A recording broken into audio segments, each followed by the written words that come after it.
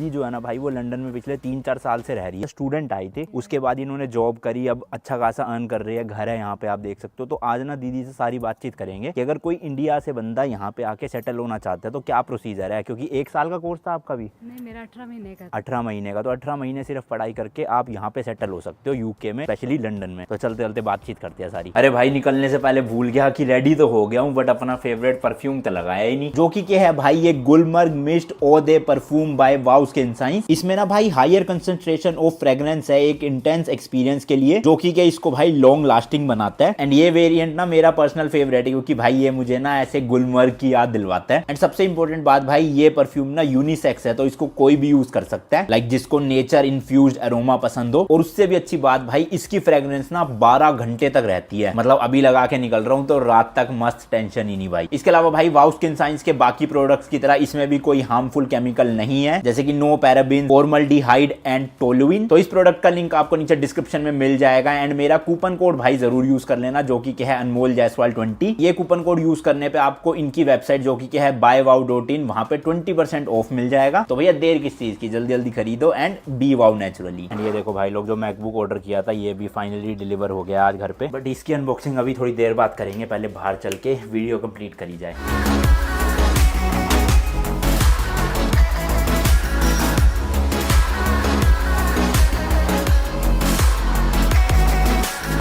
हाँ जी, तो सबसे पहले तो इंट्रोडक्शन, नाम तो बता दो। और इंडिया में क्या किया हुआ है आपने पढ़ाई में? मैंने +2 के बाद ग्रेजुएशन BCA की थी, और उसके बाद मैंने B.Ed की। मतलब तो ये वहीं से ये यहाँ पे आने का आपने कब डिसाइड किया, कैसे प्लान बना कि बाहर जाना है, और कौन कौन से देश कंसिडर कर रहे थे आप? मैं बेसिकली सोचते तो सबसे पहले उनके दिमाग में कनाडा का ही आता है, तो कनाडा का सोचा था, लेकिन मेरा स्टडी गैप काफ़ी हो गया था। अच्छा। तो उसकी वजह से मेरा फिर कनाडा का हो नहीं पा रहा था। मैंने मतलब कौन से साल में आपने अपनी ग्रेजुएशन कंप्लीट करी थी? मैंने 14 में कर ली थी, मेरी स्टडी होगी। तो उसके बाद मैंने जॉब की।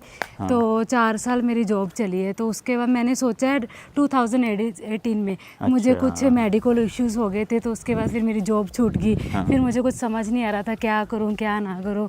तो फिर मैंने सोचा कि चलो मास्टर्स ही करते हैं। मेरी मास्टर्स इंडिया में हुई नहीं थी। तो फिर मैंने 2-3 कंट्री, ऑस्ट्रेलिया का भी नहीं हो रहा था, कनाडा का भी। फिर फाइनल मैंने कहा यूके का। उस टाइम वीज़ाज अच्छे चल रहे थे और काफ़ी नाम भी चल रहा था, मतलब सक्सेस रेट काफ़ी अच्छा था यूके का। हाँ, वीज़ा। तो फिर मैंने सोचा कि चलो यूके के लिए करते हैं।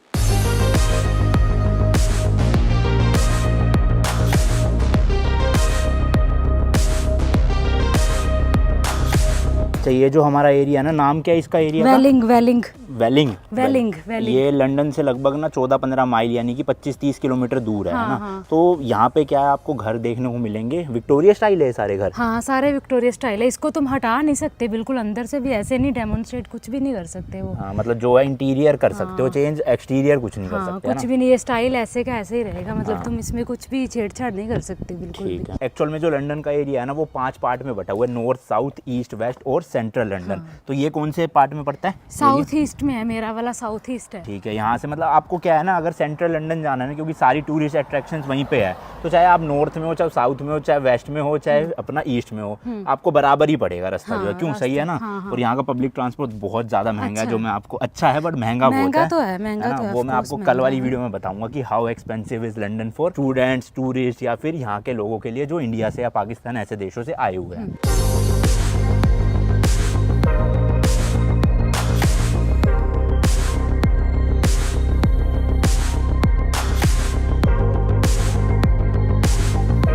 हाँ जी, तो 2014 में ग्रेजुएशन कंप्लीट करी, 2018 में प्लान बना आने का। हाँ। अब 2019 में आपने एप्लीकेशन शुरू करी यहाँ की। हाँ। तो क्या प्रोसेस था, कोई एजेंट करा या खुद से करा? तो सबसे पहले मैं कंसल्टेंट के पास ही गई थी, क्योंकि मुझे था कि फर्स्ट टाइम अप्लाई कर रही हूँ, तो मैं चाहती नहीं थी कि कुछ भी रिजेक्शन लगे या कुछ भी, क्योंकि ऐसे अपने आप करने में वो थोड़ा होता ही है ना यार, कि तुम सोचते हो अगर कुछ गलत हो गया फाइल में, क्योंकि उनका डेली का काम है ना, वो पता नहीं थाउजेंड्स ऑफ एप्लीकेशन करते हैं एवरीडे, है ना।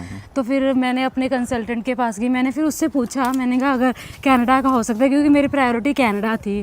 तो क्योंकि ऑब्वियसली यार वहाँ पे PR जल्दी मिलती है, और सबका रहता ही है कि है ना कनाडा, और कनाडा की PR लेके तुम किसी भी कंट्री जा सकते हो, कोई इशू नहीं है। तो फिर क्योंकि मेरा गैप ज़्यादा था, चीज़ें नहीं हो पा रही थी, फिर फाइनली मैंने यूके का किया। तो उसके लिए सबसे पहले उसने मुझे बोला कि अपना आइल्स किया आपने या पीटी कुछ भी है, दोनों में से, क्योंकि यूके में आइल्स और पीटी दोनों ही चलती है। एक यूके वीआई रहता है, आइल्स रहती नॉर्मल, और एक पीटी, तो तुम पीटी ही कर सकते हो, है ना। तो मेरा पीटी हो गया था, मैंने पीटी ही किया था, क्योंकि ऑब्वियसली मुझे थोड़ी जल्दी थी और मुझे लग रहा था कि ये ज़्यादा जल्दी हो जाएगा, तो थोड़ा ईजी है। उसमें कितना खर्चा आया आपको और कितने टाइम लगे? पीटी की बेसिक फ़ीस, जो एग्ज़ाम की फ़ीस, वो 13,000 है। और मेरा जो कोर्स का आया था, क्योंकि वो मेरे नॉन में थे, जिस सर ने मुझे करवाया था 1 मंथ, तो करीब मेरा 8,000 उसका आया था। मतलब 21,000 में आपने फर्स्ट टाइम में क्लियर कर दिया था? हाँ, मेरा फर्स्ट टाइम में हो गया था। क्या स्कोर आया था? मेरा 2 में 7 आए थे, 2 में 6.5, तो ओवरऑल मेरा 6.5 आ गया था। और चाहिए तो कितना होता है मिनिमम? तो मुझे यहाँ के लिए, अगर तुम मास्टर्स के लिए आ रहे हो तो 6 चाहिए, एटलीस्ट 6, है ना। 6.5 था। हाँ, ठीक तो है। अगर बैचलर वाला कोई आ रहा है, जैसे किसी ने बैचलर करनी, तो उसके लिए 5.5 भी चलेगा। आइल्स में 5.5 चलेगा अगर तुम यूके वीआई कर रहे हो। इसमें 3 कैटेगरी आती है ना। तो पर मेरा ठीक था। मुझे फिर आइल्स के बाद, उसके बाद मैंने तुरंत ही अपनी एप्लीकेशन स्टार्ट कर दी थी 2019 में। कब मंथ कब है ये? मेरा रिजल्ट आ गया था दिसंबर में। 2019 के दिसंबर में? हाँ, या 18 के दिसंबर में?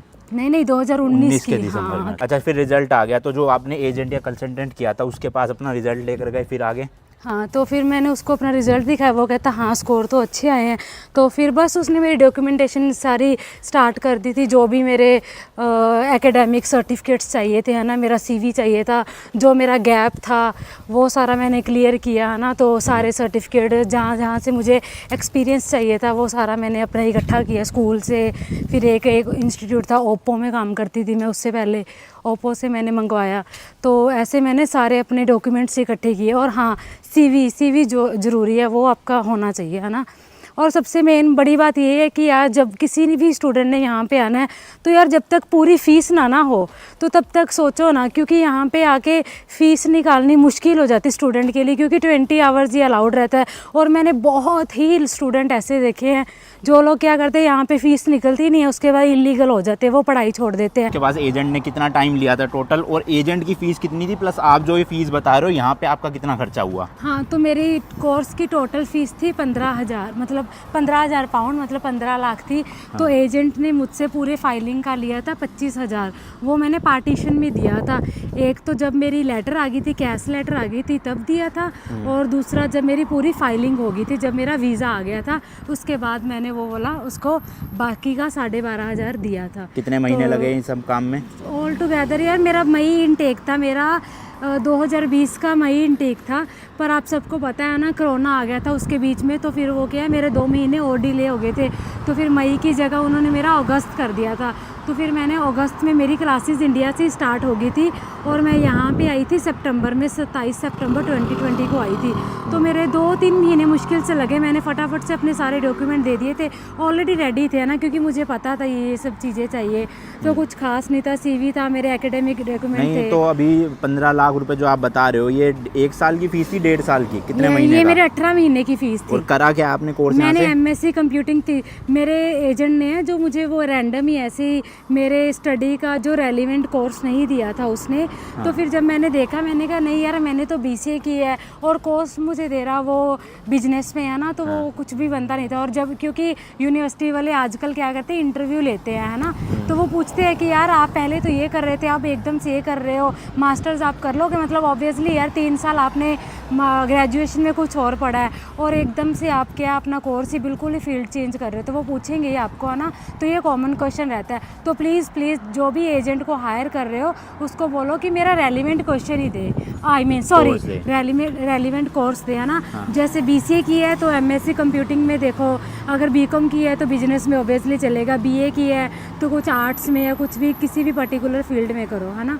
तो वो आप पे डिपेंड करता है कि आपने क्या किया। ये 18 महीने के कोर्स के 15 लाख सिर्फ फीस है ये? हाँ, रहना खाना अलग सब कुछ? हाँ, वो सारा मेरा मेरे कॉलेज से स्पॉन्सरशिप भी मिली थी, तो 1000 पाउंड मेरी 1 लाख स्पॉन्सरशिप मिल गई थी मुझे। अच्छा। तब चल रहा था ये, तो टोटल 16,000 फीस थी, तो मुझे 15,000 पे करनी पड़ी। फंड्स भी शो करने पड़ते हैं ना कि अच्छा। यूनिवर्सिटी को या यहाँ की जो गवर्नमेंट है उनको शो करोगे ना। फंड का क्या मतलब होता है कि आप यहाँ पे आ रहे हो, स्टूडेंट आ रहा है, तो क्या है उसके पास बैकअप है। है ना, कि अगर जॉब यहाँ ना पे भी मिली तो कुछ कर जॉब ले। ना मिली तो आप वो फंड शो करते हो कितना अपने था फंड वो अकाउंट दिखाया? में। तो मिनिमम रहता है 9 लाख से लेके 12 लाख तक, डिपेंड करता है आपका कोर्स कितना है।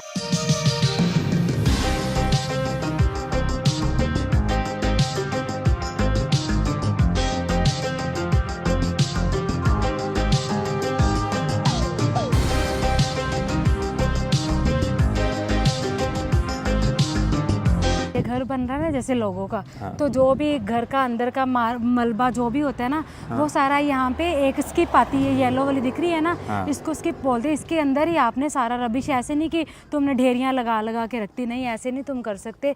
एक स्किप आती है, गवर्नमेंट से आपको हायर करनी पड़ती है ना, और इसी तो में डालना है। और ये लेकर इसमें वो कौन जाता है फिर? वही छोड़ के जाते हैं, वही लेके जाएंगे। इसका आपको कुछ दिन का जितने दिन चाहिए उसके पर डे के हिसाब के आपको पे करना पड़ता है ना। पर ये अच्छी चीज़ है, गंद नहीं डलता यार। देखो आपको दिख रहा है कहीं भी आसपास में, ये घर भी देखोगे ना आप लाइन से भाई सब बिल्कुल एक्सटीरियर सेम। ये देखो ये घर वो घर जितने भी आगे तक घर है वो सारे के सारे डिट्टो आइडेंटिकल है।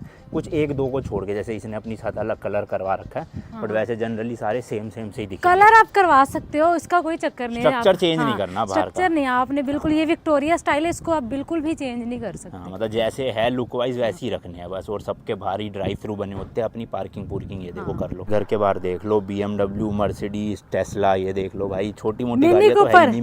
मिनी कूपर, ये देखो मतलब एक से एक गाड़ियां देखने को मिलती है। अमीर लोग हैं मोटे यहाँ पे।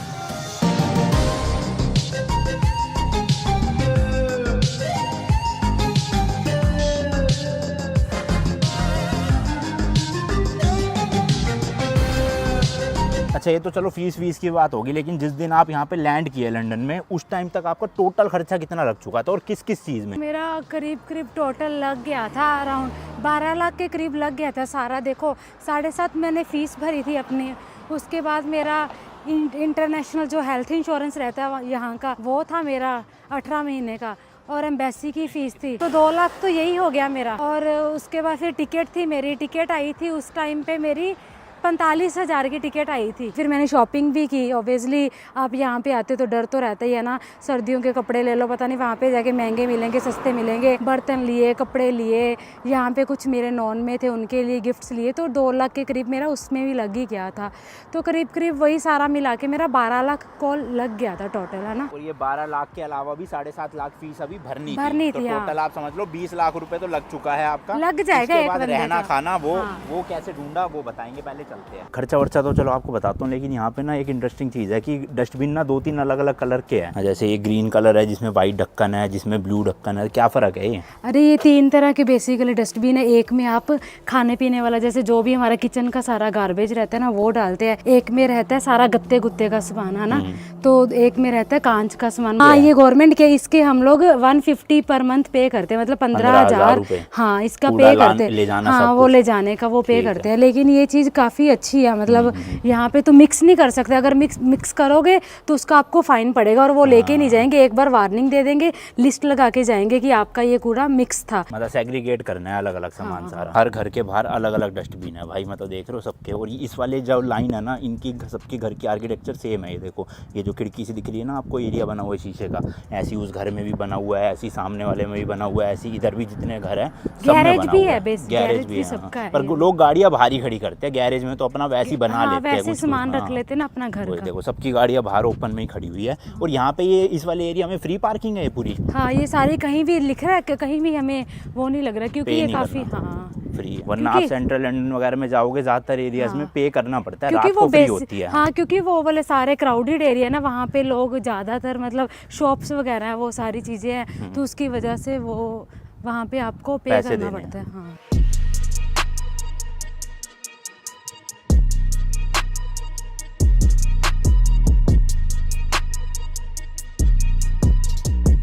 हाँ, तो उसके बाद बताओ फिर यहाँ पे आने का जो कॉलेज था, उनको क्या रेगुलर अटेंडेंस चाहिए? हाँ, अटेंडेंस मत मिस करना। अगर यूनिवर्सिटी छोड़ दोगे तो फिर तो आपको पता ही है कि क्या होगा, फिर वापस भेज देंगे आपको, तो वो अच्छा रहेगा। 18 लाख लगा के आप लोग आओगे इतनी दूर, तो यूनिवर्सिटी जाते रहो। 2 ही दिन जाना होता है, 2 या 3 हद। आज संडे की वजह से ना सारा बाजार बंद पड़ा है। क्या नाम है इस बाजार का? बेक्सली हीथ टाउन सेंटर। हाँ, तो देखो आधे ज़्यादा दुकानें बंद पड़ी है, बट एक ये कॉफ़ी शॉप खुली हुई है, यहाँ चलते हैं चलो।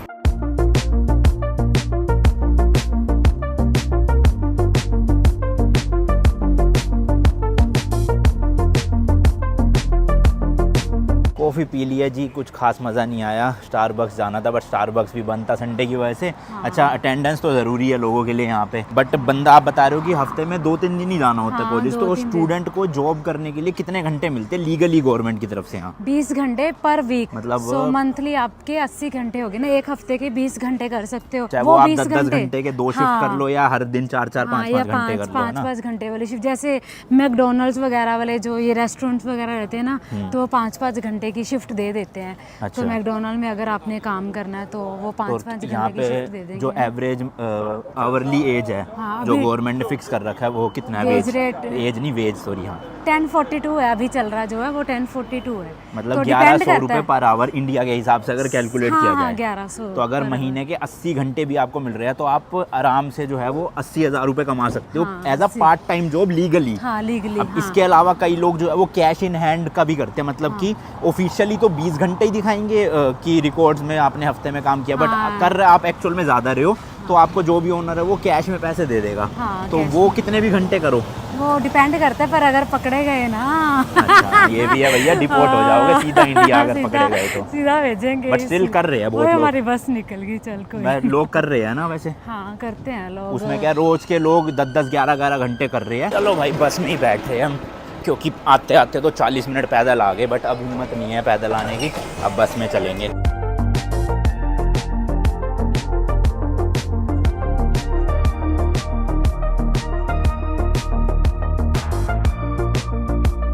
तो वैसे देखा जाए जो कैश इन हैंड में काम कर रहे हैं वो दिन के बंदे 8-8 हज़ार रुपये भी कमा रहे हैं, यानी कि महीने के 2.5 लाख रुपए। और ये सब है कॉलेज के साथ साथ, मतलब अटेंडेंस पूरी करो और उसके अलावा भी आप आराम से 1.5-2 लाख रुपए तो कमा ही लोगे। पर वो रिस्की वाला मामला है, अगर विदाउट रिस्क करना है तो आप 80,000 रुपये महीना कमा सकते हो। हाँ, तो उसमें आपका रेंट निकल जाएगा, आपका ट्रैवल निकल जाएगा, खाने पीने का है ना, थोड़ा बहुत एक्स्ट्रा जैसे कमाते हो तो अपनी घर चीज़ें भेज सकते हो या थोड़ा बहुत। तो अभी खर्चा एक्चुअल में यहाँ पे कितना होता है स्टूडेंट का वो मैं चल के दिखाता हूँ। एक अपार्टमेंट का टूर भी दूंगा आपको इनका, और साथ में रेंट कितना पड़ता है वो भी बताऊँगा।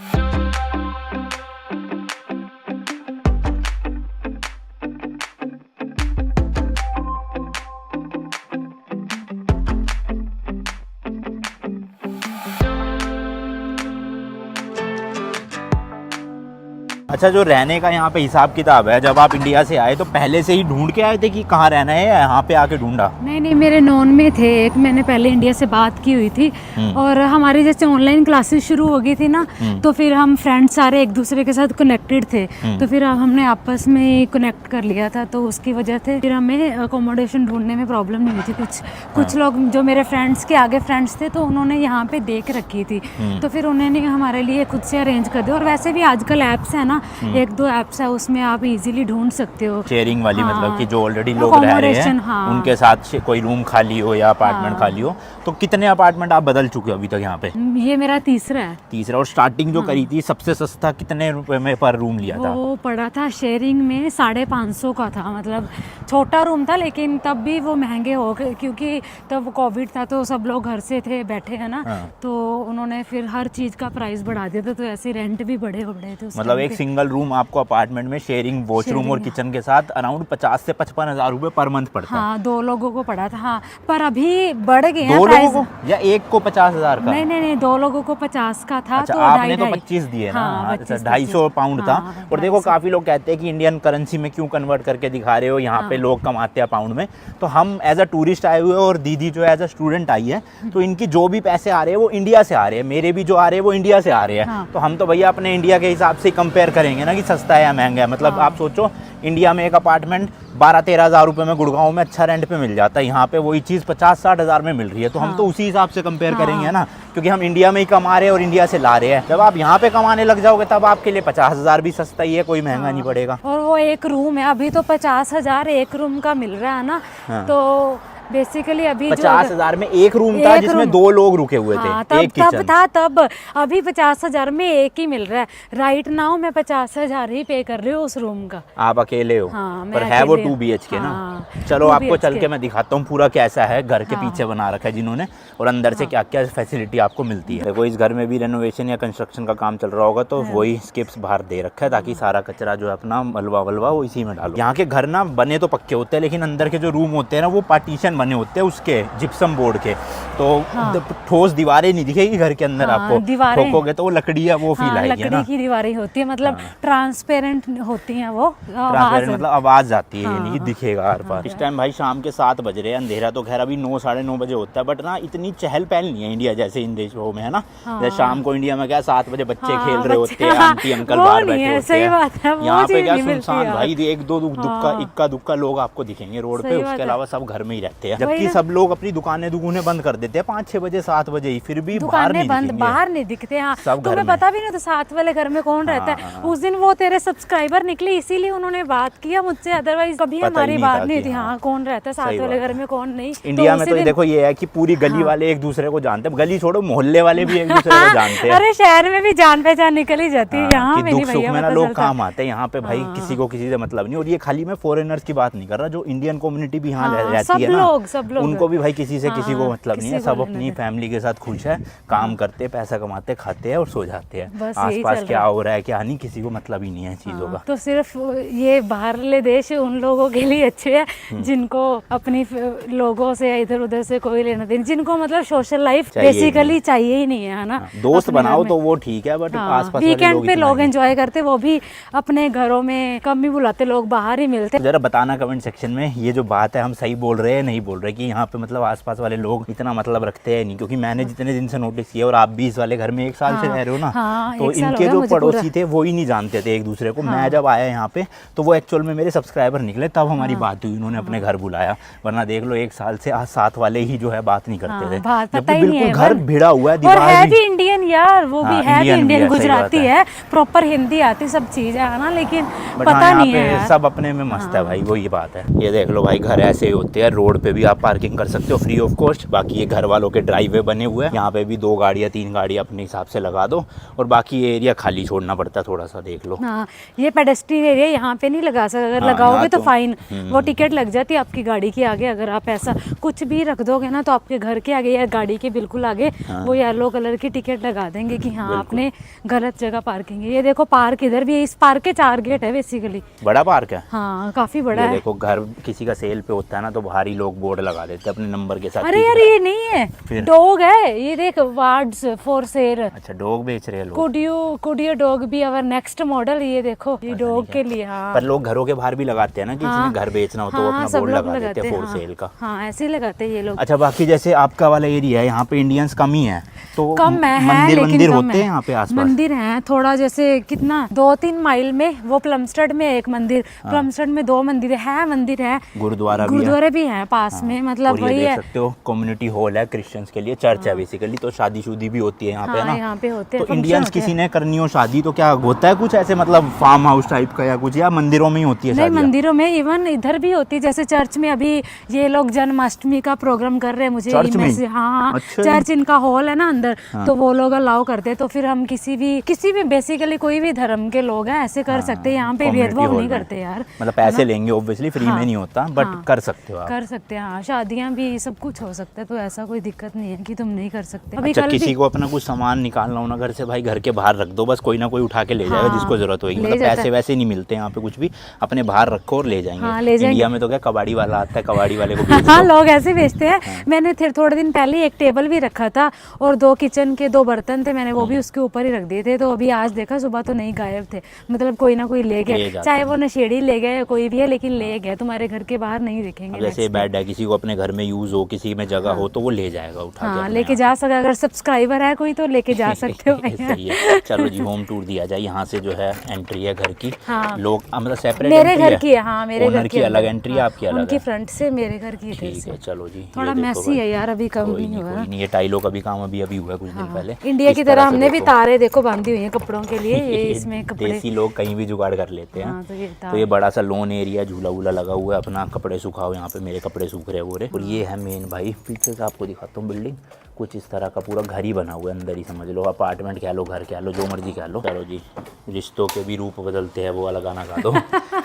ये तो ये है जी किचन, सबसे पहले तो किचन में दिखा दो, फ्रिज लगा हुआ है, सब कुछ ओनर ने दिया ये हाँ, सामान। ये उनके घर के बीच में एक फ्रिज रहती है, एक ये वॉशिंग मशीन और एक माइक्रोवेव, ये 3 चीजें रहती हैं बिल्कुल। पर ये है ओनर की तरफ से, आपने कुछ नहीं करा है। बर्तन वर्तन ये सब बर्तन हमारे, सारी चीजें हमारी। और गैस भी यहाँ पे, गैस वैसे सिलेंडर वाला सिस्टम नहीं है, यहाँ पे बिल आता है, या फिर आप एक रिचार्ज का कार्ड मिलता है, उसमें पैसे डलवा लो तो वो गैस। लेकिन हमारा तो खैर बिल वाला ही है। ये है गैस ही, इलेक्ट्रिक नहीं है ना? हाँ, इलेक्ट्रिक नहीं है, ये है गैस वाला। बाकी देख लो इतनी किचन है। हाँ, यहाँ पे गर्म पानी। अच्छा, गर्म पानी क्या हीटर लगे होते हैं यहाँ पे? नहीं, वो गैस के बीच में ही है, गैस में ही आते हैं ना, जो गैस का बिल आता है ना, उसके बीच में ये गैस भी आती है और साथ ही ये, हाँ, ये इसमें गर्म पानी में, तो इसका ये लगा हुआ है ना, ये गर्म पानी वाला। अरे बग गई।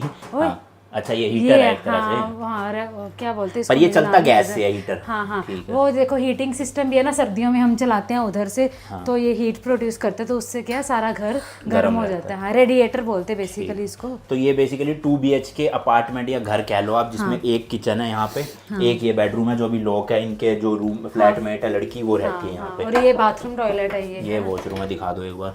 बाथटब वगैरह लगा हुआ है अरे भाई। जज मत करना भाई, मैसी हो। नहीं, सही है बाथरूम तो।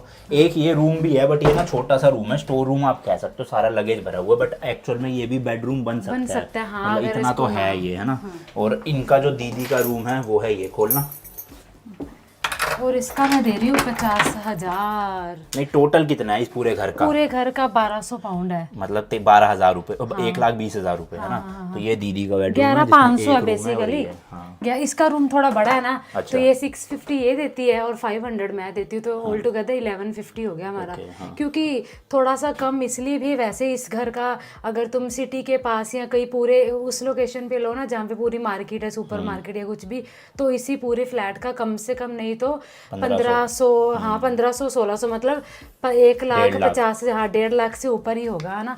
तो दीदी का वैसे तो जो ऑफिस है ना वो है मेन सेंट्रल लंदन में, बट वो यहाँ पे रहती है 1 घंटा दूर, बस से या ट्रेन से ट्रेवल करती है, क्योंकि यहाँ सस्ता है, सेंट्रल लंदन महंगा होगा, महंगा बहुत ज्यादा महंगा है। तो फिर मेरा वही है 25,000, मतलब 250 पाउंड मेरा ट्रेवल का भी लग जाता है पूरे महीने का, तो मुझे उतना ही पड़ता है। 500 ये लगा लो, 75,000 हो गया, है ना। और इसमें अपना बिजली का बिल, गैस का बिल, कूड़े का बिल, सब कुछ वो सारा, हाँ घर में पूरा इस बिल में मेरा। बट यहाँ पे कोई भी मेड नहीं मिलती, जो काम करना है खुद करना है, मतलब बर्तन मांजने खुद मांजो, खाना बनाना है खुद बना। तो आप बाहर से खाते हो, खाना बनाते हो? नहीं, मैं तो पूरा इंडियन फूड, जब से तू भी आया हम घर का ही बनाते हैं, और वो बहुत कम ही है ना। तो ये ग्रोसरीज में कितना खर्चा लग जाता है आपका मंथली?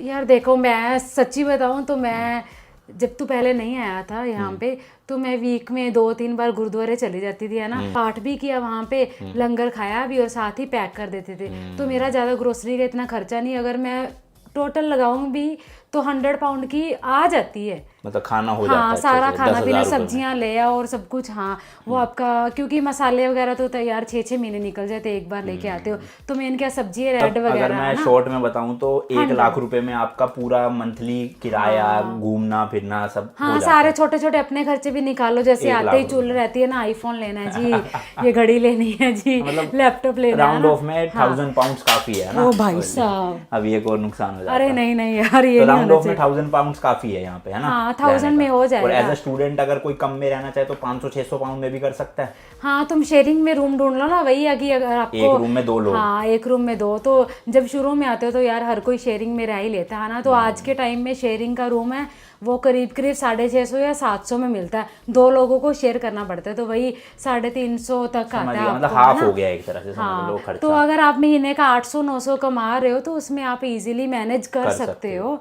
तो बाकी यार स्किल सीख के आओगे तो यार आप ज्यादा कमा सकते हो। अब बात करते हैं कि इन्होंने अपनी भाई मतलब जो पढ़ाई थी वो पूरी कर ली, अब आप एज अ स्टूडेंट काम नहीं कर रहे, एज अ फुल टाइम काम कर रहे हो। मेरा फुल टाइम, तो उसकी डिटेल जानते हैं जी, कितने घंटे कर सकते हैं और कितना कमा सकते हैं। जब मेरी पढ़ाई खत्म हुई तो अभी चल रही थी मैंने, तो उसके ड्यूरिंग ही मैंने, मतलब पढ़ाई मेरी फरवरी में ख़त्म हुई है, मेरा वीज़ा था जून 2022 तक।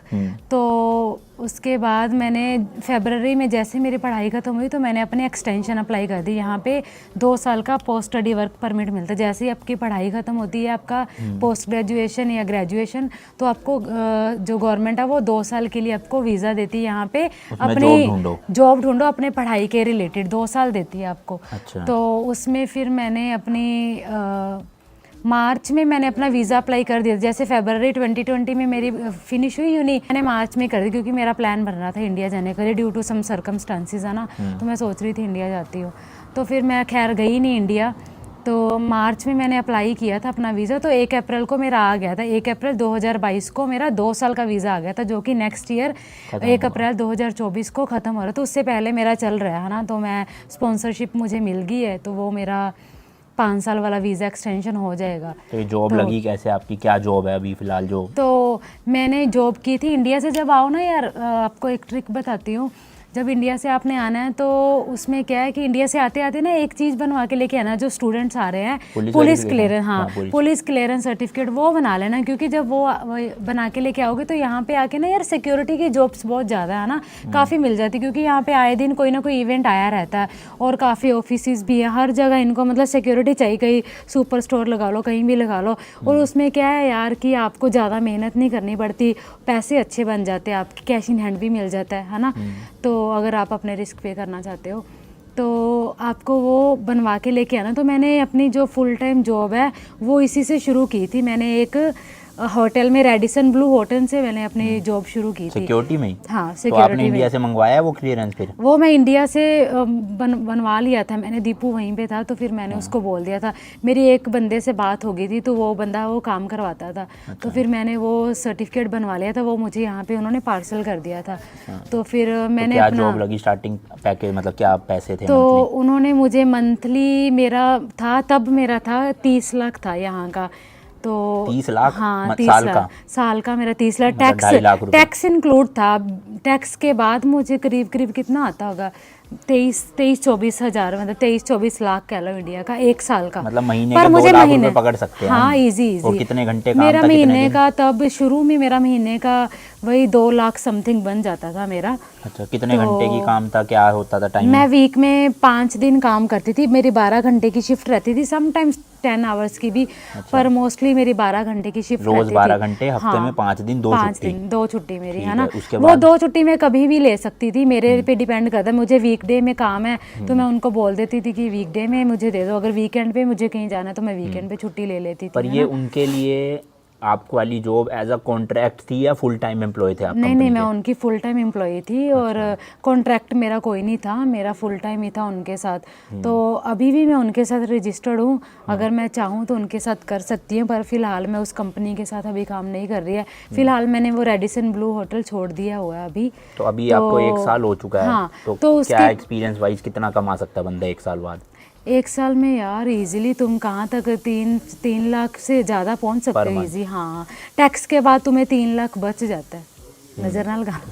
तो इन शॉर्ट अगर मैं समरी आपको बताऊं, आप इंडिया में हो, आपके पास 15 से 20 लाख रुपए अगर है आपके पेरेंट्स के पास या आपके पास, लोन लेना चाहो ले लो, स्टूडेंट कर्जे पे मत लेना पैसा। हाँ, ठीक है, फीस हो पूरी तो आप कोई भी एक मास्टर्स का कोर्स कर सकते हो यूके आके, स्पेशली लंदन के एरिया में। और उसके बाद 18 महीने या 1 साल का कोर्स करो, अपना 1-1.5 साल में आप अच्छी पोजीशन पे पहुंच जाओगे जॉब में, जिससे आप मंथली 3 लाख रुपए आराम से कमा सकते हो ना। अगर आपका जैसे लंदन थोड़ा एक्सपेंसिव है, शुरू में जब आते हो तो स्टूडेंट को काम 20 घंटे तो यार आप कहीं भी कर सकते हो, है ना। तो वो सेम है वेज? हाँ, वेज रेट सेम ही है सारे, क्योंकि ये नेशनल वेज रेट है ना, तो इसमें कोई कर नहीं सकता। अगर आप NI पे, नेशनल इंश्योरेंस पे काम कर रहे हो, मतलब टैक्स पे कर रहे हो, तो टैक्स तो कटता नहीं है 20 घंटे का ऑब्वियसली, है ना।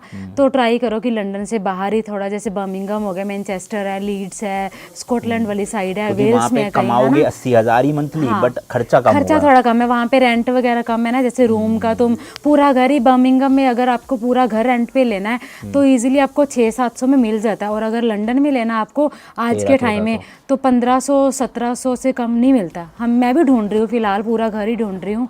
तो लेकिन अभी हमें, बट वो डिपेंड करता है ना आपको यूनिवर्सिटी कहाँ मिलेगी। अगर बर्मिंघम में मिल गई तो फिर तो बढ़िया है। तो वही कह रही ना कि यूनिवर्सिटी आप चूज ही वही करो ना, उस साइड में कर लो, थोड़ा सा आपका खर्चा भी बच जाएगा, है ना। इंडिया से आप जो भी सेविंग लेके आते हो तो उसमें भी आप थोड़ा सा काम टाइट करके चल सकते हो, उसमें निकाल सकते हो। मतलब अगर आपका कोई लोन है इंडिया में, वो भी आप साथ साथ चुका सकते हो, किस्तें उसकी, है ना, 15-20 हज़ार रुपए।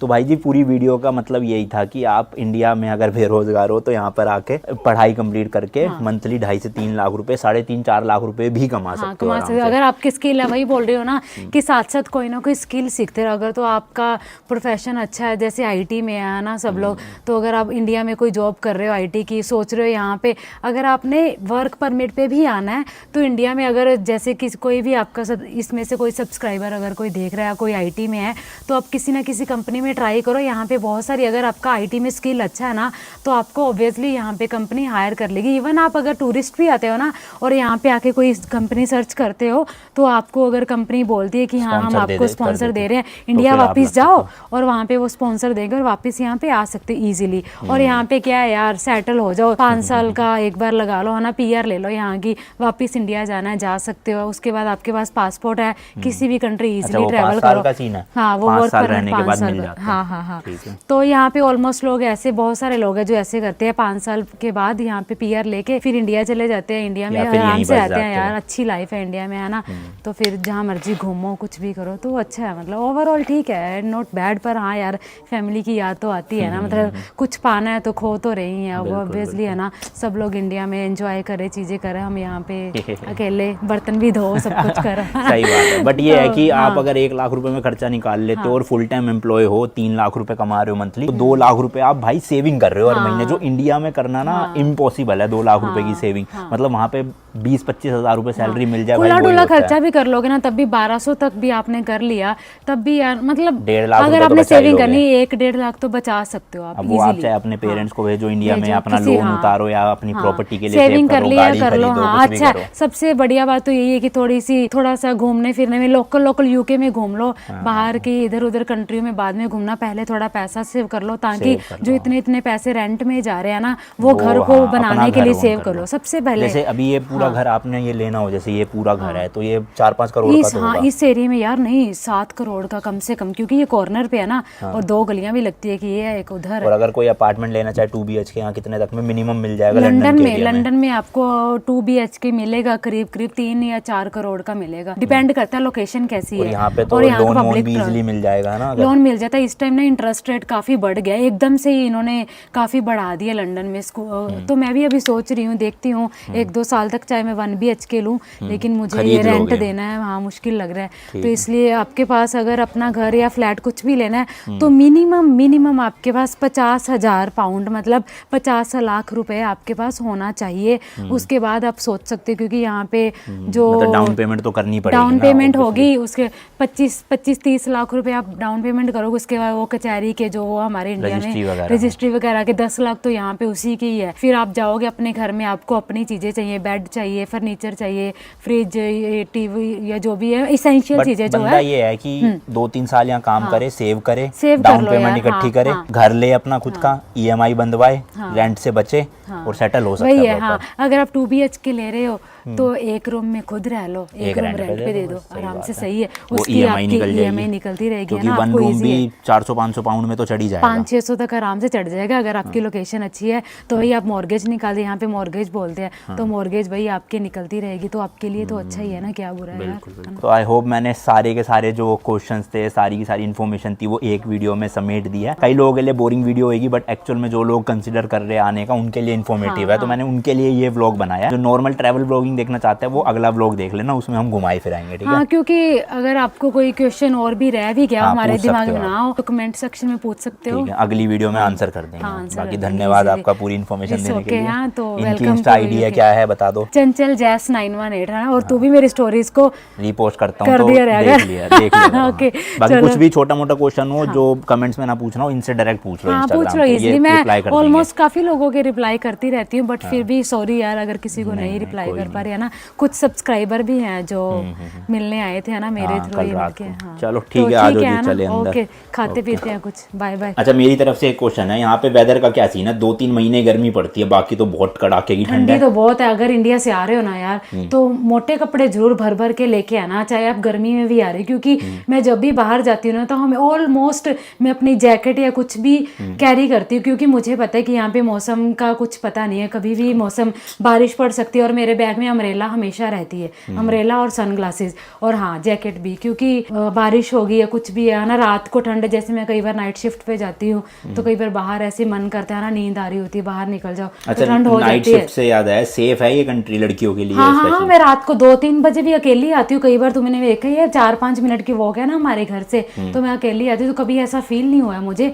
होता तो है, हर कंट्री में कुछ ना कुछ वैसे सीन्स होते हैं, स्टैबिंग वगैरह यहाँ पे भी होती है, आपने लोगों ने भी है ना न्यूज़ वगैरह देखी होगी, लेकिन ऐसा कुछ नहीं है कि इंडिया में जैसे इतने सीन हो रहे हैं या फिर आपसे चीज़ें नोच नोच के भाग रहे हैं, ऐसा कुछ नहीं है। ईजी है मतलब, और 999 पे आप कभी भी कॉल कर सकते हो और 3 मिनट में पुलिस, एम्बुलेंस, हर कोई चीज़ आपके पास जो है स्पेशल इमरजेंसी जो सर्विसेज है वो मिल जाती है। ऐसा नहीं है कि सेफ नहीं है, सेफ तो बिल्कुल अच्छी तरह से। मुझे 3 साल से कभी भी ऐसी दिक्कत नहीं हुई है ना। मेरे को, मैंने जितने लोगों से यहाँ बात करी है ना, ये स्टैबिंग मतलब चाकू वाकू मार देने वाले सीन ना ज्यादातर जो इमिग्रेंट्स है ना, जो बाहर से भाग के आए हुए यहाँ पे लोग, अफ्रीका साइड से या किसी, मतलब किसी को टारगेट नहीं कर रहा मैं, बट जनरली जितनी भी न्यूज आती है ना, ज्यादातर यही आती है कि यहाँ के जो लोकल लोग हैं ना, वो कभी भी ये चीजें नहीं करते होंगे थोड़े बहुत, बट ज्यादा जो मेजर केसेस है वो बाहर से दूसरे देश से आए। हाँ वही है यार, जो यहाँ पे भी कई लोग ड्रग्स वगैरह करते हैं ना, तो उनको चीजें नहीं मिलती है ना, तो वो फिर ऐसे देखो, अगर आप ऐसी चीजें हाईलाइट करोगे, महंगी चीजें पहनोगे या ज्वेलरी या कुछ भी, अपने आप को सेफ करना तो कवर करके चलो, रात के 3 बजे अगर गोल्ड की चेन लटका के जा रहे हो तो कहीं भी हो सकता है, फोन वगैरह अपनी पॉकेट में रखो, वो हर जगह पे ये चीज लागू होती है, जरूरी नहीं है। आपकी सेफ्टी के लिए भी अच्छा है यार, फोन चलाते चलाते सीधे जा रहे हो, आपको कुछ भी हो सकता है ना, तो आपके लिए वो चीज सेफ्टी के लिए अच्छी है, तो इन चीजों से बचो। अच्छा, एक चीज और बताना चाहूंगा, जो लोग ऑलरेडी 5 साल रह चुके हैं, PR मिल गया, उन्होंने शादी कर ली, यहाँ पे बच्चे हो गए, तो गवर्नमेंट ना उनको बहुत सारी सहूलतें देती है, जैसे कि बच्चे जो है उनके लिए एजुकेशन जो है वो 16 साल तक या 17 साल तक बिल्कुल फ्री है। हाँ, स्कूल तक बिल्कुल फ्री है, जैसे 10th +2 तक यहाँ पे एजुकेशन बच्चों के लिए बिल्कुल फ्री है। और उसके बाद जब कॉलेज वगैरह जाते हैं, क्योंकि वो पासपोर्ट होल्डर होते हैं, तो उनको इंटरनेशनल स्टूडेंट से हाफ फीस पे करनी पड़ती है। जैसे हम लोग जो है अगर 15 लाख मैंने फीस पे की है, उन लोगों को 7.5 लाख, वही सेम कोर्स सब चीज़ें 1 साल की, उनको वो फीस जो है उनकी हाफ फीस रहती है। जो पेंटर होते हैं, प्लम्बिंग वाले हैं, कारपेंटर है, मंथली 4-4 लाख रुपए कमा रहे हैं। ज्यादा एक ही, जैसे नॉर्मल कॉल के लिए मेरे घर में कोई टैब का या कोई किसी भी चीज का इशू है, तो उसको चेक करने के लिए ये लोग आएंगे ना एक कॉल पे, तो 90 पाउंड उनकी एक, वो इंडियन ही है लोग, वो ज्यादातर है ना, सरदार लोग या वैसे अपनी कम्युनिटी के लोग, सब बेसिकली पंजाबी लोग ज्यादा इस लाइन में, तो वो लोग एक कॉल के इतने, तो अगर फिक्स कर दे इशू, तो फिर तो कम से कम 20-30 हजार एक चीज के, मतलब मंथली खर्चा उनके लिए 1 लाख रुपए ही है, बट वो कमा रहे हैं 4-5 लाख रुपए। तो सीधा सीधा बताओ, प्लम्बिंग की जॉब से ही मंथली 4 लाख रुपए सेव कर रहा है बंदा यहाँ के। इलेक्ट्रिशियन, प्लम्बिंग हो गया, और इंडिया में अगर वही प्लम्बर है तो मैक्स टू मैक्स 30-40 हजार कमा पाएगा, उसमें भी खर्चे हटा दो तो जेब में कुछ नहीं बचता। यहाँ पे भाई सूखे 4 लाख रुपए सेविंग हो रही है। तो वही ना कुछ स्किल सीख के आओ ना, लड़के भी लड़कियां भी, बस यही है, मेन स्किल पे बात करते हैं। हाँ, अच्छा, तो फिर ये बताओ, जैसे पढ़ाई कंप्लीट होगी, मान लो मैं हूँ, मेरे को प्लम्बिंग की स्किल है, तो मैं जॉब मतलब काम कैसे पकड़ूंगा? गवर्नमेंट अलाउ करती है वो चीज करना? नहीं, लेकिन जैसे आपकी पढ़ाई चल रही है ना, तो आप 20 घंटे तो कर ही सकते हो। नहीं, पढ़ाई हो गई कंप्लीट, उसके बाद क्या रजिस्ट्रेशन करनी पड़ती है? उसके बाद एक कार्ड बनता है, CS का कार्ड बनता है, वो कार्ड आप ऑनलाइन चेक करोगे ना, तो उसका एग्जाम रहता है, ऑनलाइन एग्जाम देते हैं कई लोग, आपको सेंटर में भी जाना पड़ता है, तो सेंटर में जाके वो आप एग्जाम दे सकते हो। वो कार्ड क्या है, उस कंस्ट्रक्शन लाइन में काम करने के लिए आपको वो कार्ड दिखाना पड़ता है, तो वो कार्ड अगर आपके पास होगा तो आप एलिजिबल हो उस काम को करने के लिए। कंस्ट्रक्शन लाइन में चाहे प्लम्बिंग कर रहे हो, चाहे पेंटर हो या इलेक्ट्रिशियन का कोई भी काम कर रहे हो, तो उसके लिए आप वो कार्ड आपके पास होना जरूरी है। और अलग अलग कोर्सेज यहाँ पे भी करवाते हैं, जैसे लेवल के हिसाब से होती है, लेवल 1, लेवल 2, जैसे इलेक्ट्रिशियन वाले वो अपने अपने लेवल के हिसाब से यहाँ पे भी आके, इंडिया से तो सीख के ही आते हैं, लेकिन यहाँ पे आके भी वो कोर्स कर लेते हैं, हाँ, यहाँ की स्टडी, ताकि वो फिर गवर्नमेंट को, जैसे जॉब आप किसी भी कंपनी में अप्लाई करो, ऑब्वियसली आप किसी भी कंपनी में जाते हो तो अपना दिखाते हो ना कि यार मैंने ये चीज़ कर रखी है, तो यहाँ पे भी अगर आप कंपनी में काम करना चाहते हो तो पर्टिकुलरली वो चीज़ दिखाओगे कि मैं इस चीज़ में, मैंने ये एक्सपर्ट हूँ, मैं इस चीज़ की मैंने क्वालिफिकेशन ले रखी है। ठीक है, तो मतलब कंपनी में भी आप जॉब कर सकते हो, अपना खुद का भी काम कर सकते हो, खुद का भी कर सकते हो, कॉन्टैक्ट बनाओ, लोग आपको बुलाएंगे। हाँ, फेसबुक है कितनी, आजकल तो काफी है ना, सोशल मीडिया के थ्रू आप कर सकते हो, अपने कार्ड बना लो, कहीं भी दे दो, है ना, ट्रेन में जा रहे हो उसमें डिस्ट्रीब्यूट कर दो, मतलब वो बिजनेस बन गया आपका। व्लॉग एंड करने लगा तो याद आया कि सच में मैकबुक भी तो अनबॉक्स करना है, मतलब आपको दिखाना है। तो ये लिया है हमने भाई M2 वाला 256 GB MacBook air 8 GB RAM के साथ। दीदी का है ये, मेरा नहीं है एक्चुअल में। कितने का पड़ा है अपने को ये? 1149 समथिंग का, हाँ, मतलब अराउंड 1,20,000 के आसपास है ना। चलो जी करो अनबॉक्सिंग करो। होए नया मैकबुक खोलने का ना भाई अलग ही लेवल का मजा आता है, भले ही बेस वेरिएंट हो चाहे टॉप वेरिएंट हो। कौन सा है ये कलर दिखाना? ओ सही लग रहा है, हाँ, था कुछ ऐसे, बढ़िया लग रहा है। स्टारलाइट, हाँ, स्टारलाइट। यार इन्होंने M2 वाले की तो पूरी शेप ही बदल दी, देखना ऐसे स्क्वायर सा फॉर्म दे दिया है, और कितना मतलब नई चीज की ना अलग ही खुशी होती है, बढ़िया लग रहा है। अभी तक तो आप विंडोज यूज कर रहे थे ना, तो फर्स्ट टाइम मैकबुक, चलो इनका मैं सेटअप करवा देता हूँ और समझा देता हूँ, क्योंकि फर्स्ट टाइम मैकबुक यूज़ करना ना थोड़ा डिफरेंट होता है अपने विंडोज़ से। चलो जी करिए शुभ गणेश। देखो खुलते ही ऑन हो जाएगा अगर चार्जिंग होएगी तो। नहीं हुआ, चार्जिंग नहीं है, मतलब बटन दबाना ही हुआ। हाँ हो, देखो चार्जिंग नहीं है। लगाओ, चार्जिंग पे लगाओ। ये साथ में भाई इसके चार्जर दे रखा है, ये रहा अडेप्टर। और ये यूके का पीस है, इसलिए आगे का जो मतलब वो है प्लग, ये भी यूके के हिसाब से ही है, ना कि इंडिया वाला। और ये केबल, हाँ ये इसमें लगेगा ना, आप मतलब एक्सटेंड कर सकते हो केबल को। बड़ा, चलो चार्ज करते हैं पहले, फिर सेटअप करेंगे। ये लो जी, ये लो हो गया है ऑन। इंग्लिश लैंग्वेज सेलेक्ट करते हैं, यूके की करते हैं क्योंकि यूके में रहते हैं। नेक्स्ट नेक्स्ट करते रहते हैं, ये तो बड़ा नॉर्मल सही प्रोसेस है। तो ये फिर अच्छा, मुझे लगा कि यहाँ पे लगाने के लिए कुछ नहीं, ये स्टिकर निकला ना, दीदी कह रही कहाँ लगाते हैं, मैंने कहा माथे पे, गाल पे, कहीं भी लगा लो, सही रहता है। अरे सच्ची में बैग वैग पे कई लोग अपने जैसे लैपटॉप कवर पे लगा लेते हैं, या कहीं अलमारी में लगा देते हैं, कहीं भी लगा दो।